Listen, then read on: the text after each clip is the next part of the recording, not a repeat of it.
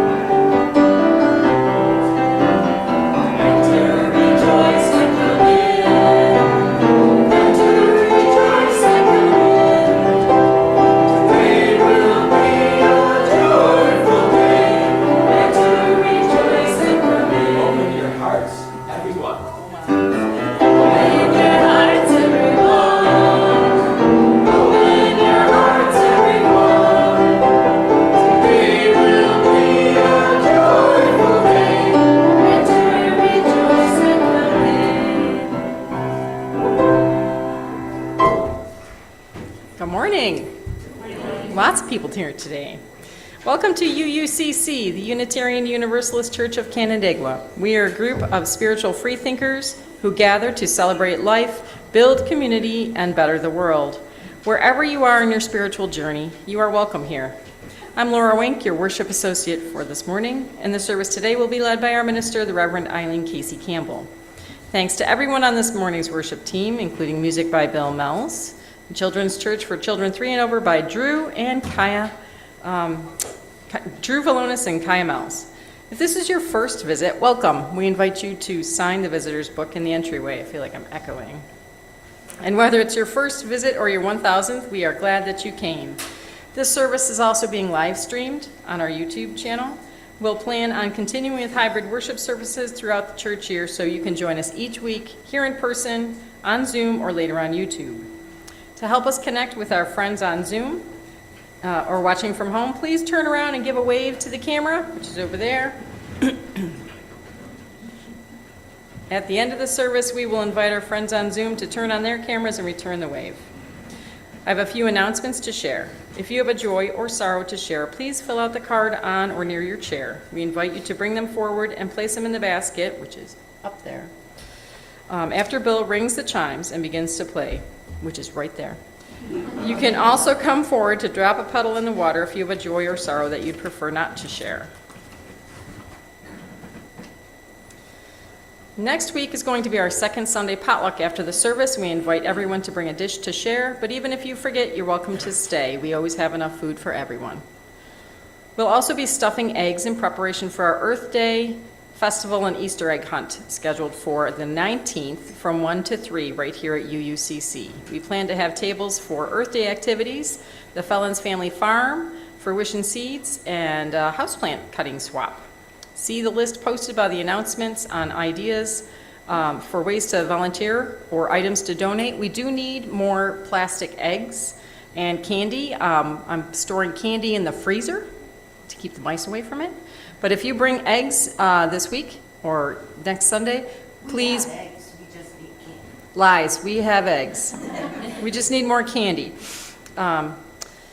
Okay, so that should be lots of fun. We do have people signed up for that day to help with the tables and things like that, but please come and join us. Please join us for the gift of seeds with our long-term friend Petra from Fruition Seeds on Friday, April 18th. With a potluck at 6 p.m. and seed gifting program from 7 to 8:30.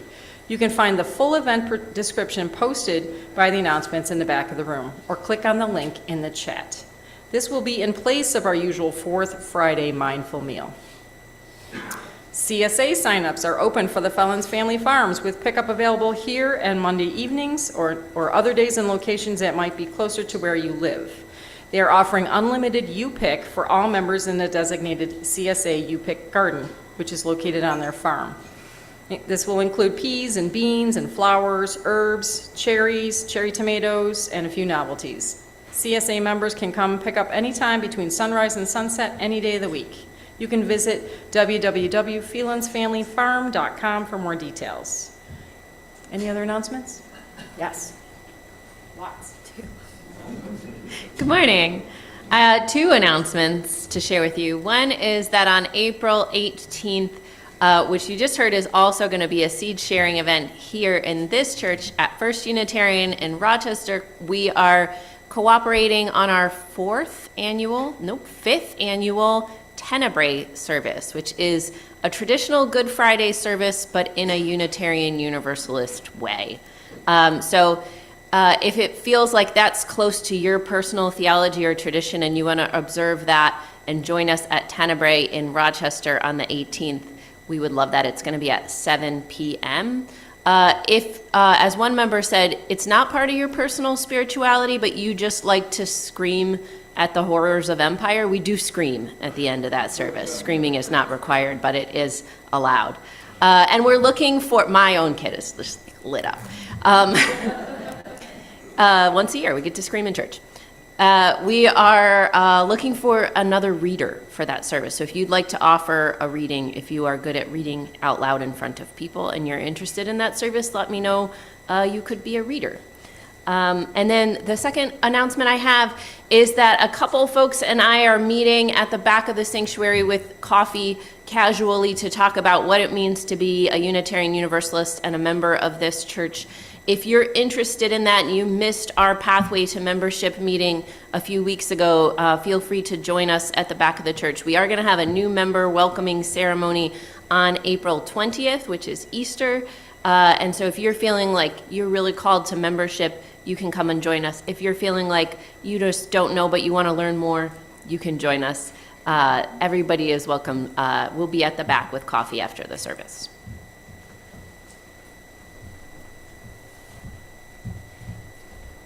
Good morning. Speaking of screaming, someone was at the big protest yesterday down at 5 and 20 and 332, being awfully enthusiastic, which accounts for the fact that I can't sing this morning, and I apologize. Doesn't happen very often, but it does today.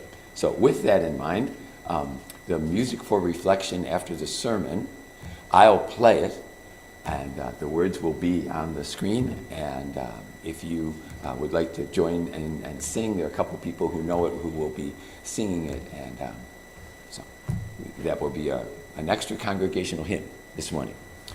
Speaking of congregational hymns, on the first hymn this morning, we are not trying to lose you if you are following the music in the teal hymnal. It has lots of repeats. So it's going to go like this. You start at the beginning and you sing it through the first time. Since it's the first time, the little number 1 there tells you should sing this part. And then the 2 little dots say you should go back to the beginning. So you go back to the beginning. Now you're singing it again, but it's the second time. So you go through until you get here, and that says number 1. Well, you've already sung that, so go to number 2 and sing that. And then, well, it looks like you just keep going. So you keep going, but there are some repeat signs there. Keep those in mind. So you go through and you go through and you go through. You go through to the next page, which makes it extra tricky. And when you get way down here, you'll see some repeat signs. They refer you back to the bottom of the page here. And then you follow through again until you get to that same repeat sign. But you've already done it once, so you don't have to do it again. And you just go right on to the next one, and you follow along until you get here. And as you get here, you notice, I'm passing repeat signs, and this is the first time. So you sing through, and there's a number 1, and you sing that, and then you repeat, but you only repeat back to here. Clear as mud, right, Marty? It's like an escape room. And when you get along to the end, you stop. So anyways, we are not trying to fool you or lose you, but that's how it works. But then again, you can also just follow the words on the screen if you want, or listen to the people singing nearby you. So I'm sure it will be beautiful. Yes, Danielle? Did you make all the slides in order, or do you have to go back and forth? For this hymn? Yeah. They are all there in order. You do not have to go back and forth. Very good. If there are no other announcements, I'd like to invite Brandon up for a Canvas moment.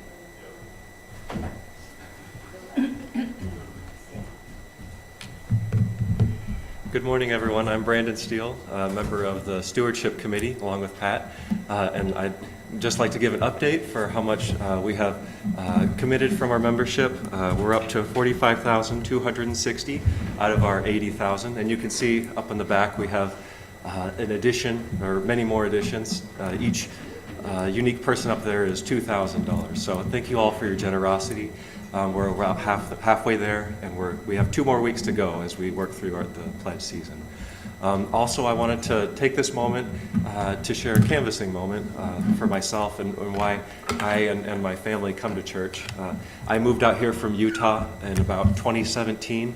I grew up in the LDS faith, and it was a big change for me to come to this church.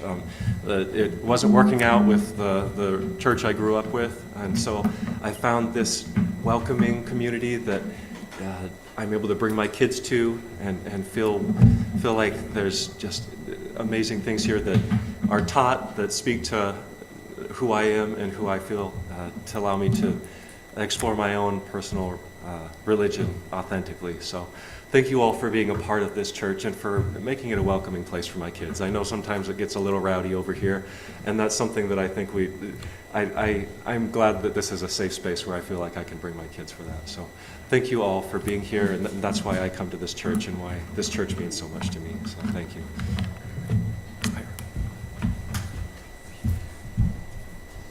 Thanks, Brandon. As we prepare to be fully together, I remind us all to silence phones and devices. We now enter a space of worship, and now is the time to bring forward any joys or sorrows or drop a pebble in the water.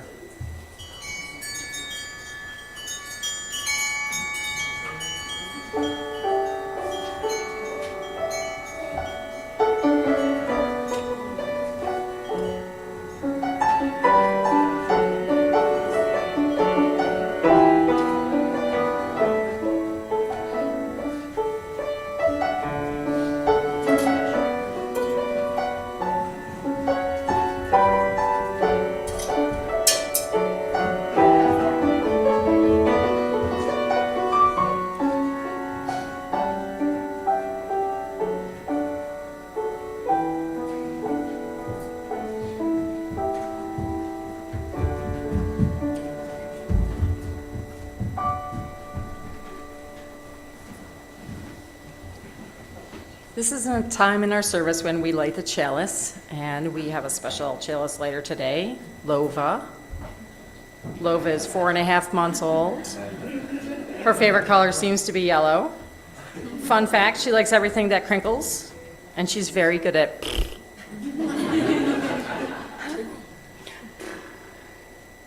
Hi. Please join me in our chalice lighting words. We gather this hour as people of faith, with joys and sorrows, gifts and needs. We light this beacon of hope, sign of our quest for truth and meaning, in celebration of the life we share together.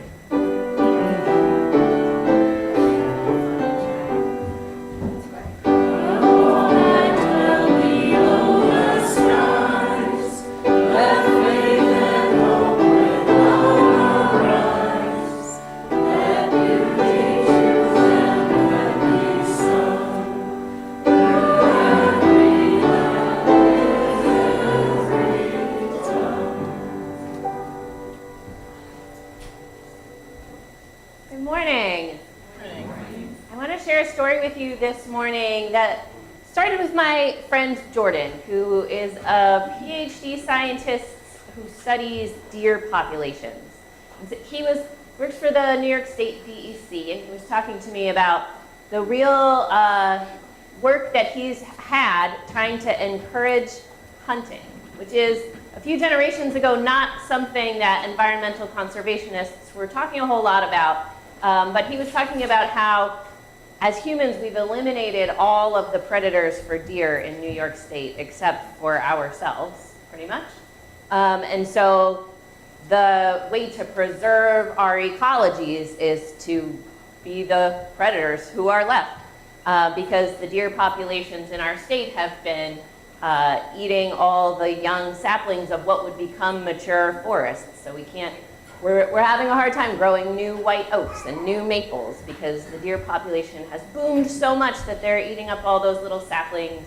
They're eating up underbrush that other small animals would live in, and it's created this whole chain reaction in New York State ecologies that is a big problem to solve. And so I was talking about this, and my son Rory told me about a story that he read in school, which I had sort of heard about on the news, and maybe you have too, about introducing wolves back to Yellowstone. Did you hear about this story? Yeah, we all heard about it when it happened, right? Yeah.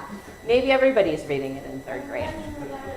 Yeah, maybe everybody is reading about it in third grade, which is great because it turned out what happened when we eliminated wolves from Yellowstone, because we as humans thought they were a threat. They're big and they're scary, and sometimes one wolf to one human is a threat. They can be a dangerous animal. But when we eliminated the whole population of who we thought was a big threat, what happened was the elk population boomed, and the elk destroyed the tree population by eating all of the bark off the trees, which then destroyed the beaver population and also the beaver's ability to build dams, which meant that we couldn't have little pools of water where fish could spawn. And so that destroyed the fish population. And then without fish, the algae bloomed in the rivers and streams in Yellowstone. And that destroyed a lot of other water life. And it went on and on and on as a cascade of effects from our human elimination of what we considered to be one threat. And we learned by reintroducing who we thought was a threat, that actually it brought the whole ecosystem back to thriving. And I think that's maybe one of the reasons we come to church. I think we come to places, to communities like this, to reassess what we mean when we think about what's a threat to us.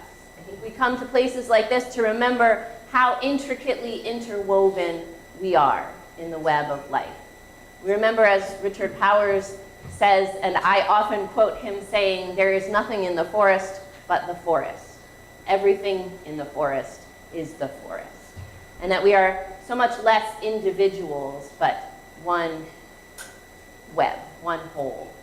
And so with this in our hearts this morning, I ask if you'll rise in body or in spirit and sing loudly with your boldest voices our opening hymn, number 1051 in the teal hymnal, or maybe more easily on the screen over here. For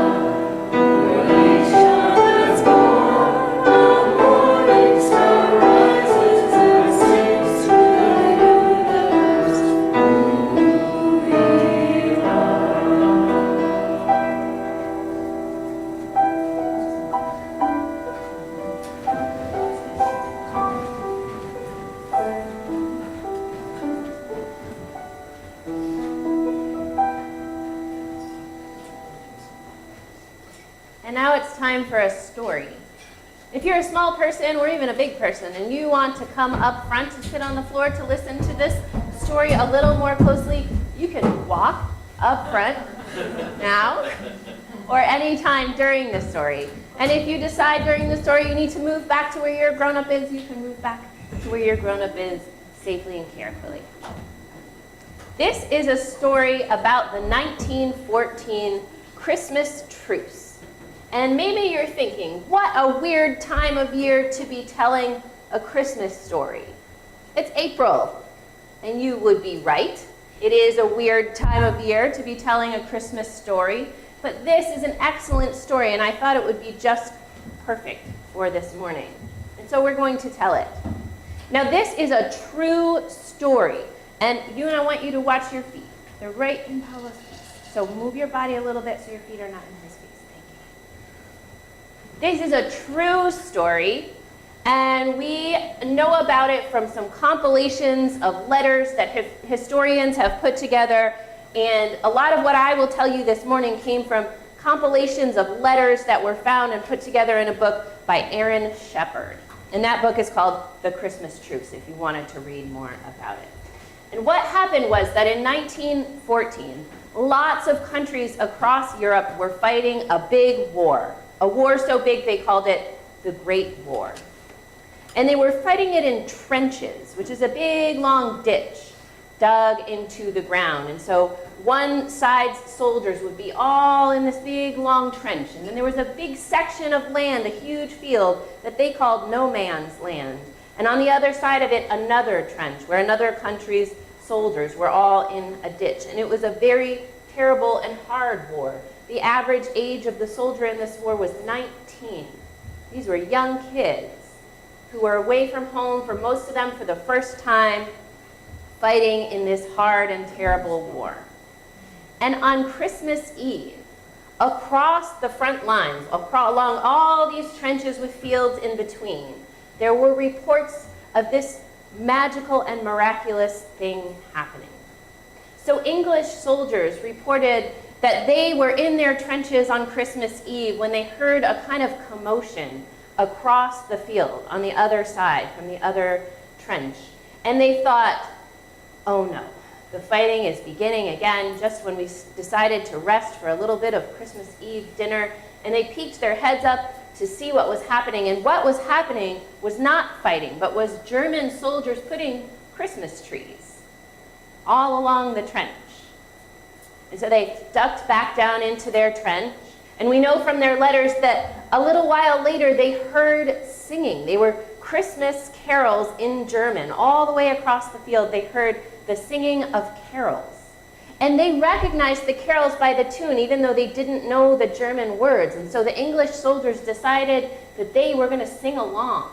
So they started singing too out across the field in English, in their own language. And the French soldiers who were there beside them started singing those same carols in French. And then someone from one of the sides, and no one has ever said for sure, because this was a decision that came without orders and in fact was against orders. But someone from one of the sides waved a little piece of white cloth and said, "Don't shoot," and came out into the field in the middle. And then the other soldiers, feeling a little brave, came out into the middle. And there they talked with one another. There were a few people on each side who could speak each other's language, and they translated. And they traded snacks back and forth, and goods back and forth, and shoes that fit wrong back and forth. And they played a game of soccer together, and they had a Christmas dinner together in some places. And for one night, they decided against the orders of their big, powerful governments that they were not going to fight this war, that they were going to have Christmas dinner together instead, and to play a game together as young boys. And that is exactly what they did. And the next morning, I'm sad to say, on this December 26th, they went right back to fighting and fought for several more years. But I think this is an important story, because it tells us about the possibilities of what can happen when we listen to one another, when we refuse to believe that someone we're told is a threat is indeed a threat, and we see them as a friend instead. And that is the end of our story. And you can make your way back to your grown-ups. Thank you for listening.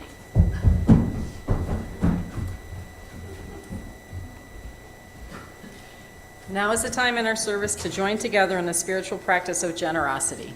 Our gifts of both time and money support our church in its work. Each week, we like to spotlight a group or committee and thank them for their gift of time. This week, the group is the board. I was on the board for several years, and I'd like to just put a pitch in. It's fun. You should do it. They meet in the evenings at a mutually agreed upon time by Zoom, so it's not like you have to come out here in the dark. It's only once a month, and it's a great way to connect with people in the church. People interested in finding out more can talk to me or Dorothy Hoskins. We are the nomination committee, and if you'd like to learn more about what it's like to be on the board, you can talk to me or Karen Alvarez, who is our board president. 1/4 of our plate collection for the muddy season will go to our service partner, Fruition Seeds. Fruition believes that each seed, like each of us, is in the world to change the world. They have transformed from selling and shipping seeds to sharing regionally adapted seeds, as well as the tools, inspiration, and insight for all to thrive and cultivate gift culture together. You can give to this morning's offering by placing cash or check in the basket or by one of the options on your screen. Please make a note that your gift is intended for today's offering. We now gratefully accept the offering.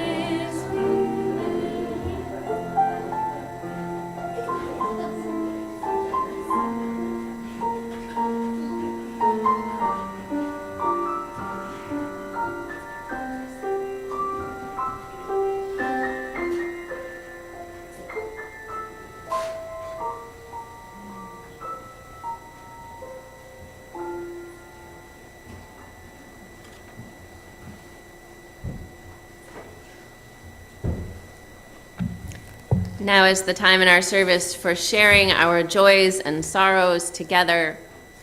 We are a congregation that promises one another in our sorrows and in our joys, we are with you. In our celebrations and in our pains, we remind one another we are not alone. We have lots of big feelings on our hearts this morning. Together we share in gratitude with one member who is able to join us over Zoom while their granddaughter visits for the weekend. We share Val and Abby's gratitude for everyone who participated in demonstrations yesterday. We share a grateful heart with Drew, who is grateful for healing. We share in Lova's joy at getting to meet her grandpa next Sunday for the first time. And in Melissa's joy at joining a gym and feeling the burn. We share gratitude and love with Nancy and Bob as they support one another through Bob's health struggles, and in both of their thankfulness that the power lines blown down at their daughter Becky's house did not hurt anyone, and everyone is okay. And last but not least, we share in the joy and excitement of Elliot, who is doing a polar plunge today. Brave man. For these and for all the joys and sorrows left in the silence of our hearts, as Laura drops one last stone, we promise to one another, we are with you. Will you say it with me? We are with you. And now it's time for religious education. If you're going to Children's Church, you can walk to the stairs and meet Miss Kaya there.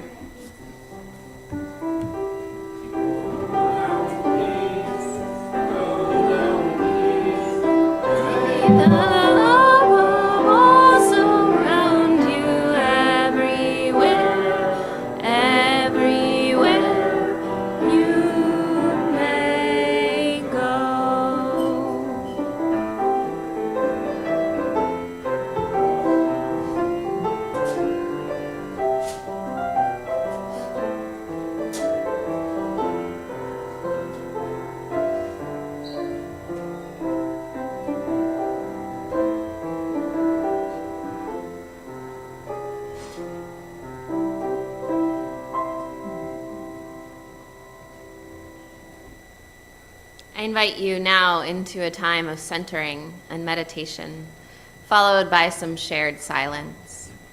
We remind ourselves, as always, that by shared silence, we mean the absence of grown-ups talking to each other, so that we can listen more closely for the sounds of life, the sounds of the wind in the trees outside these walls, the wiggles and giggles of our children downstairs, the breath of the neighbor in the seat beside us, the workings of our own heart.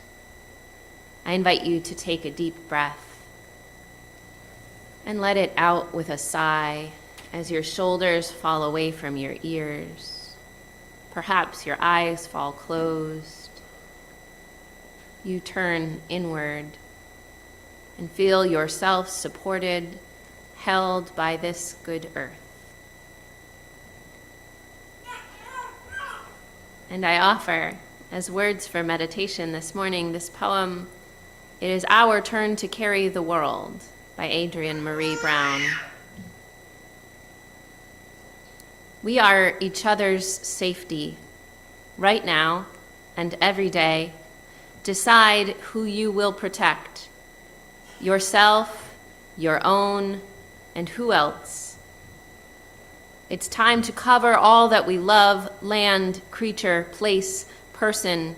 Intertwine your roots with mine. In this way, our lives become miracles. There will be strangers. They will become comrades. We will each say our needs. We will learn to let community come closer. Every part of us is a shield: our words, our trust, our hearts, our bodies in action, and the freedom to think for ourselves. We are the adaptation no oppressor can imagine. Our love is water, form-shifting power, river, vapor, life. We flood each other with belonging. We are building our stamina. We dream of the real world. We carry God, see God in each of our faces.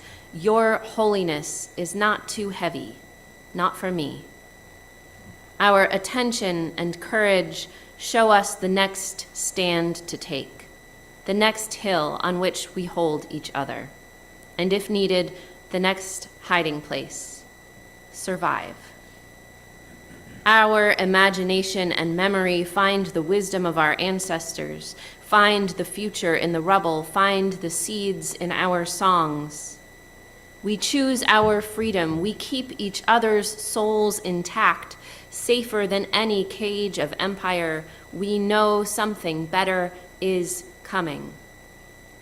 We are each other's safety. We see each other's freest selves. We will hold on tight, in public, in private, over and underground, and we will never let go. We will never let go. Amen.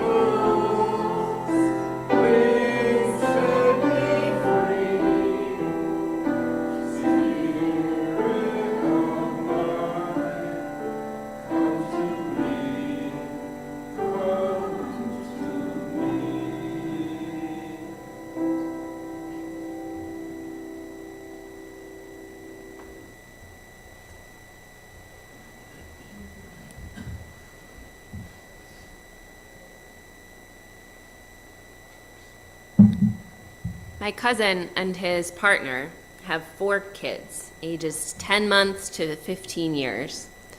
And their life is, as you might imagine, a little chaotic at times. They have this thing they do that I love, especially when they're navigating a particularly intense or chaotic moment of partnership where when they feel the urge to bicker or belittle or grumble at each other, they look their partner in the eyes and ask, "Same team?" And the other, sometimes after a big deep breath, answers, "Same team." It's shorthand for reminding one another that in the middle of whatever mess they're in, they've decided to be partners. They're committed to being on the same side.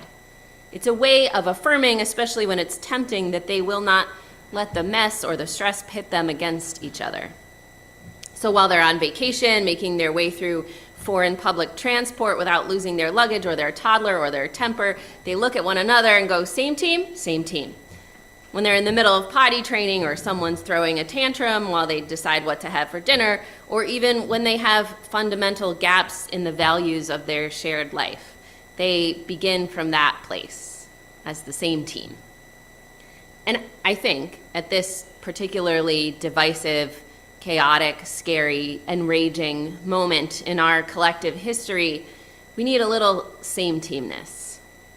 Let me say from the start, and probably over and over again throughout, this is not a find a place to meet in the political middle sermon.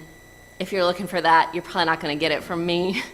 There is no middle ground between fascism and not fascism, oppression and liberation that I think we should inhabit. But in our striving for liberation and nothing less, I do think we sometimes lose sight of who is on our team. We engage in a construction of the other, of the enemy, that is not useful except to make ourselves feel a vague superiority alongside all our fear. We, first and foremost in this work, need to position ourselves in alignment, in proximity, in solidarity with marginalized people, with the actual people most affected and impacted by systems. Because if we look around and they're not with us, are we really able to say we're with them? If they're leading and we're not following, whose team are we acting like we're on? And I do use the word team and this whole metaphor pretty intentionally here. We can't do anti-oppression work from the sidelines. We are called to be on the team, not out here rooting for the anti-oppression team, cheering them on, but able to pick up and go home when we're tired. We are in the game. Because anyone on the sidelines in the struggle for justice is on the side of injustice. Let me tell you a quick Bible story, a recap of a Bible story. You probably already know, even if you don't know that many Bible stories. This is the story of the loaves and the fishes. And I say you probably already know it because I think we've told it here at least once before. And it's like a pretty famous one, your standard Jesus miracle. And it goes like this in most of the Gospels where it shows up. There's a crowd that's gathered to hear Jesus preach, and we hear that it's a big crowd. It covers the whole hillside. Some stories say it numbers in the thousands. And Jesus is preaching. We don't get a whole lot of information what he's preaching about, but we know he goes on for a while. And it must be good because the people stay, but they start to get hungry and restless. And so Jesus' friends want to send them away. They're trying to say, okay, buddy, wrap it up. We should send these people home. They're getting restless. Everybody's hungry. We can't afford to feed this whole crowd. So it's time to finish. And Jesus says, no, just share what we have with them. And what they have, the story says, it's really specific here, is 5 loaves and 2 fishes. And it's always fishes in this story, not fish. I don't know why. King James liked it that way. So they have 5 loaves and 2 fishes. And Jesus is like, no, I'm not stopping. Pass it around. And so they pass it around. And it turns out, the miracle of this story is that it turns out there's enough to feed everybody in this enormous crowd. And not just enough to feed everybody, but they also go around at the end and collect 12 baskets full of leftovers. And I love this story because it's one of those absolutely ordinary miracles that are no less miraculous for being ordinary, because it means they could happen to any of us or be performed by any of us, or in this case, all of us. My suspicions about the ordinariness of this miracle begin at the end. They collected the leftovers, the story says, filling 12 baskets. And Jesus' friends came with 5 loaves and 2 fishes, only 7 items total, presumably just for their own dinner. So where did all the baskets come from? Korean liberation theology focuses on one of the most important and most overlooked characters in the gospel, the crowd. The crowd is referenced in these stories pretty much wherever Jesus goes. They show up to seek wisdom, but mostly to seek healing, help, food. And they represent the most vulnerable, caught in the wake of the brutal power of Rome. They're who Jesus aligns himself with in the stories about his life.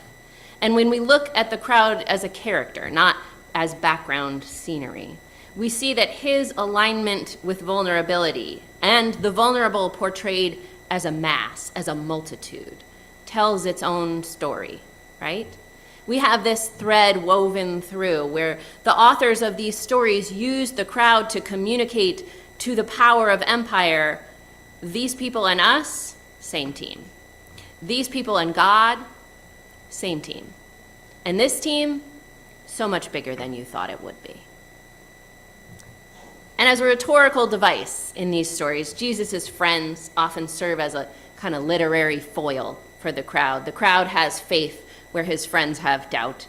Jesus always has faith in the crowd, where most of his teachings to his inner group of friends is correction. And here's where I imagine the authors, these first century radicals, are saying without saying in the loaves and fishes miracle. Jesus decides to share what little they have, dinner for a few friends distributed among thousands, because he trusts in the faith of the crowd, in the faithfulness of the crowd. And we can imagine that this crowd, who have so little, who have been made poor, hungry, sick by the might of empire, feel moved by that stance of solidarity, by the offering sent around. And they add a little bit of whatever's in their own pockets. A crust of bread here, a few dried figs there. We can imagine that one white flag waving at the beast of scarcity was all it took. That they saw the generosity of their neighbors and started to pass their own baskets, filled with whatever little food they had brought. Maybe they run to the nearest homes and gather up a little more to add in. The miracle, when the crowd is its own character, when the crowd matters, isn't about some like supernatural fish replication magic. It's about faith in the generosity of people, about faith in solidarity. And here's the hard thing about crowds, about solidarity, the thing that's hard to swallow. The crowd represents every person vulnerable to the might of empire, not just the ones that we like, not just those who think and look and love like us. The crowd, by its nature, can't be gate-kept. And even those who cheer for Caesar in the streets while they starve in his occupation are part of the crowd.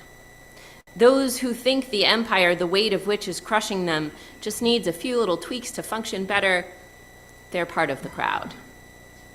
And in our opposition to the might of empire, to the crush of tyranny, we cannot allow our neighbor down the road who relies on the farm bill but has a hand-painted MAGA sign on their barn to become our enemy.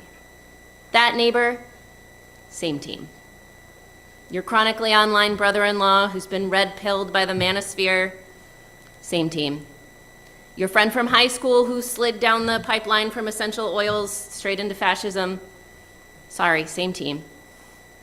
And let me clarify again, as I probably will do at least once more.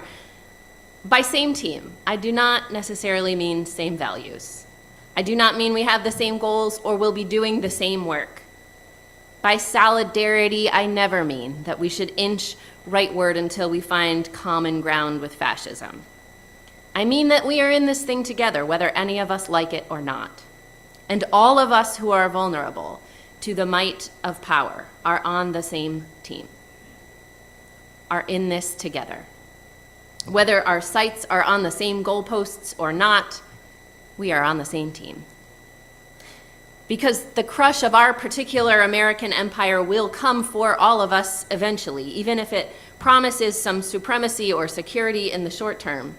The force of that empire resides in the hands of so few rich and powerful people that whenever we say the rest of us are on the same team, I fear we are inevitably picturing too small a team, too small a crowd.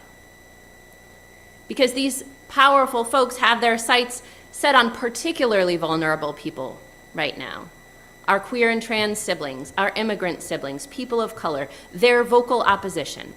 But nearly all of us will be vulnerable people eventually. That's how tyranny works. This team is enormous. If you rely on a paycheck to live, same team. If one or two health emergencies without coverage could bankrupt you, same team. The 75% of rural working class Americans who voted for all this, same team. The people who didn't vote at all, yeah, same team. Cops, ICE officers, it pains me to say so, same team. Let's pause, listen. What I do not mean to say here is that we should cooperate with their work, that we should let them in these doors. Please don't. I do not mean that we should support the establishment of an American Gestapo. We don't need that. There will always be people who lick the boots of empire even while those boots are on their own necks. But we must abolish their work without abolishing their humanity. Because when we do that, when we refuse to see ourselves in solidarity because we derive delight from superiority, we lose whatever power the crowd can have. When we diminish anyone's humanity by refusing to believe their hearts can be redeemed, we diminish our own. We refuse our own redemption. Because even if their values and their priorities suck, they deserve a just world. And we can't have one without them, without knowing we are on the same team. And I'm not, let me be clear again, talking about some when they go low, we go high strategy. We have seen how well that works. Our petty pleasure in considering ourselves to be higher, smarter, better than people who share our vulnerability but don't share our values is nothing more than a rewritten version of the supremacy they promote. And reordered hierarchies cannot be what liberation looks like. It has to look like a world where no one is high while others are low, where we are all on the same team. Because we have to remember that this is not some new and sudden evil spreading across the land. This is not an evil disconnected from us. There is just all of us sorting out generations of the moral injury incurred when you steal a continent, do a genocide, hold tens of millions of people in bondage. And I know that sounds like I'm asking us to zoom out for perspective, but I think it's just as useful to zoom in, to close in, to get close perspective to the human heart, close enough to understand how alike each one is to the other. That we can understand evil has always been the work of a system and not a person, not a people. The work of a few powerful men whose power only comes from the inaction of millions of humans who believe their tender hearts to be alone. We are so many more of us than we've been imagining ourselves to be. And we are on the same team. And in solidarity, we can see that more clearly. So I need us to stop worrying about things like whether this is a dumbing down of America, because that's a liberal myth meant to isolate us. There is no dumbing down. We are on the same team. We are in it together. There can be no, we're smart, they're dumb about it, right? In solidarity, we can call it what it is, a decades-long dismantling and chronic under-resourcing of our education system. Not a crisis of stupidity that makes us feel gratified by our obvious intelligence, but a massive system of propaganda, an intentional erasure of whole histories and cultures that we have also been a part of.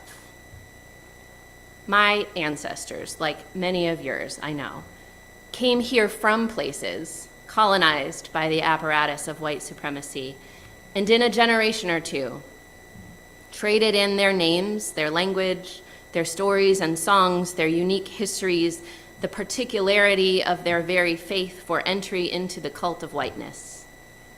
No one's been dumbed down. We made a deal with the devil that has erased generations of cultural understanding, erased any remnant of indigeneity, erased all sense of embodied belonging to place, belonging to one another, in exchange for the feeling that we are on the winning team.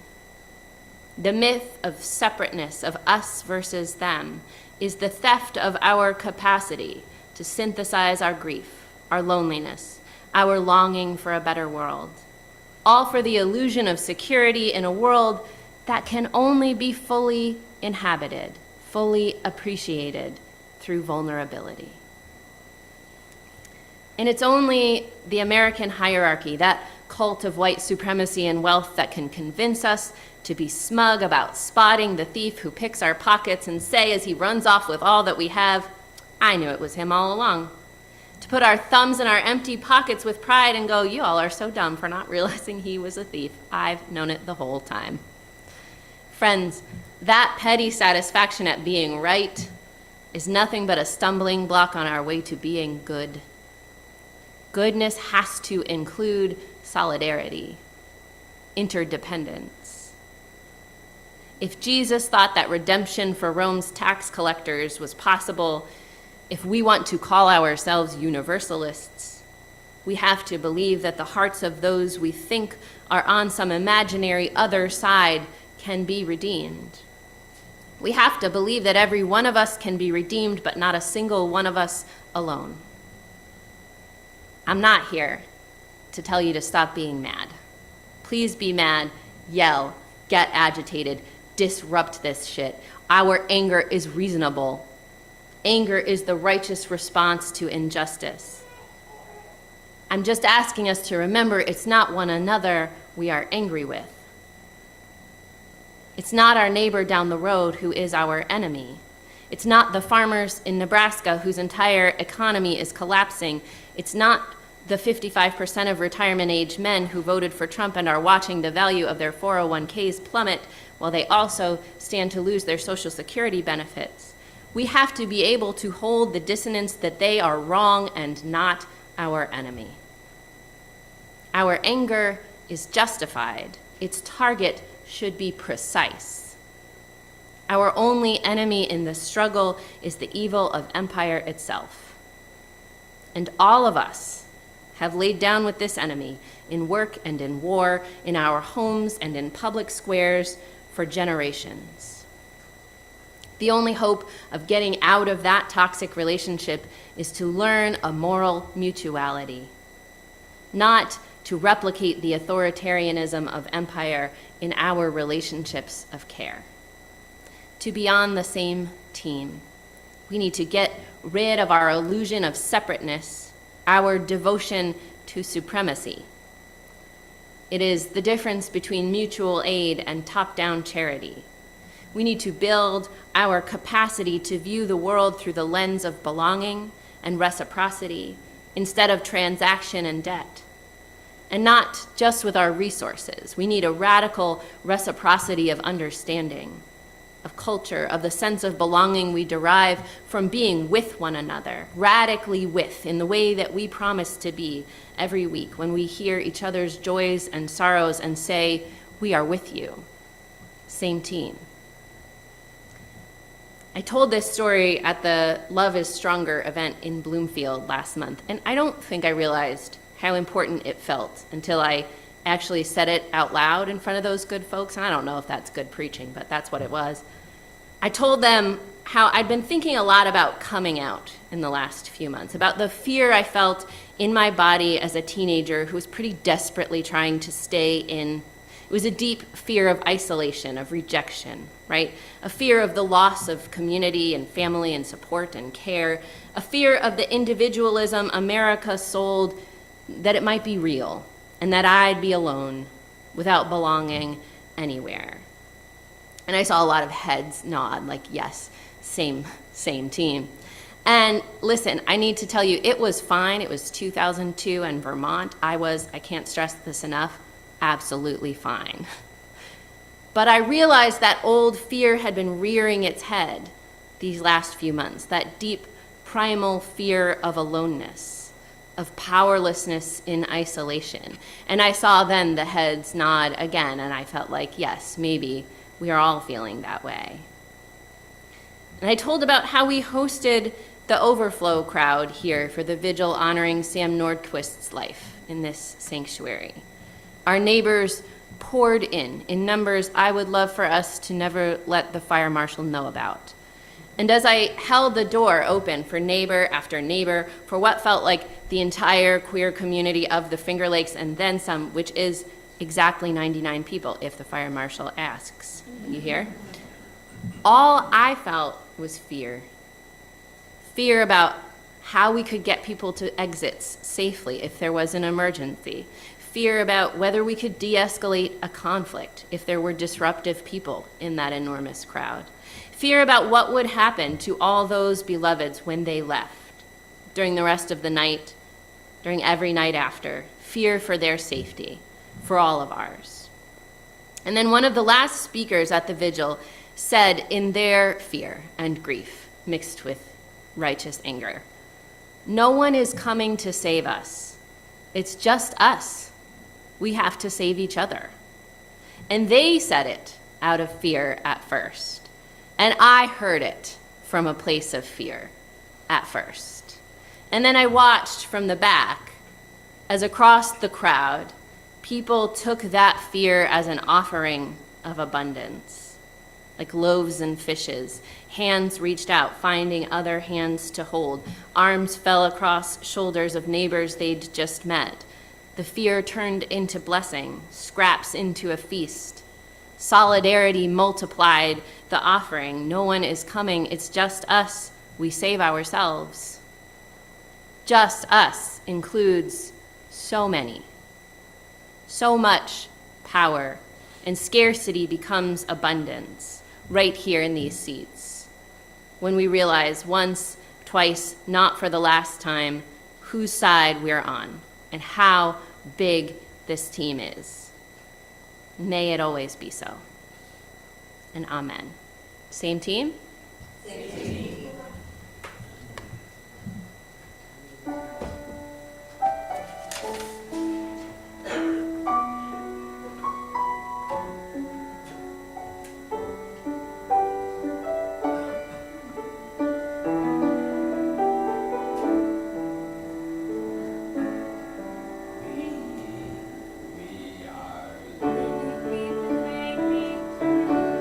We are washed by their sin.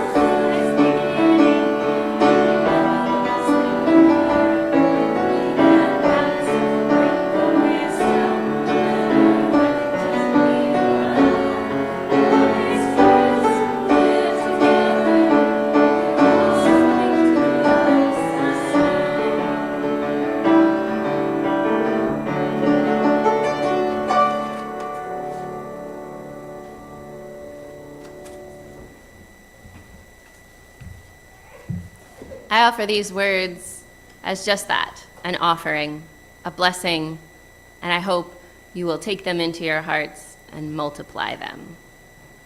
No one is coming to save us. It's just us. We will save each other. Amen. Will you rise in your body or your spirit and sing together our closing song, number 346 in the gray hymnal?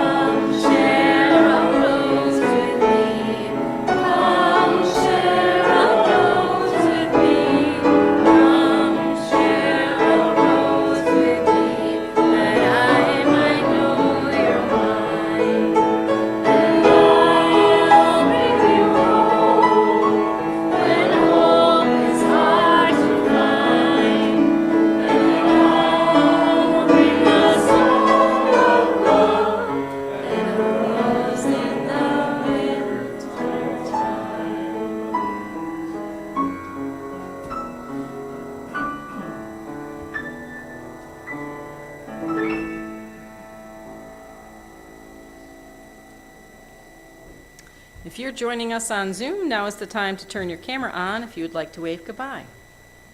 Please join me in our words for extinguishing the chalice. We extinguish this flame, but not the light of truth, the warmth of community, or the fire of commitment. These we carry in our hearts until we are together again.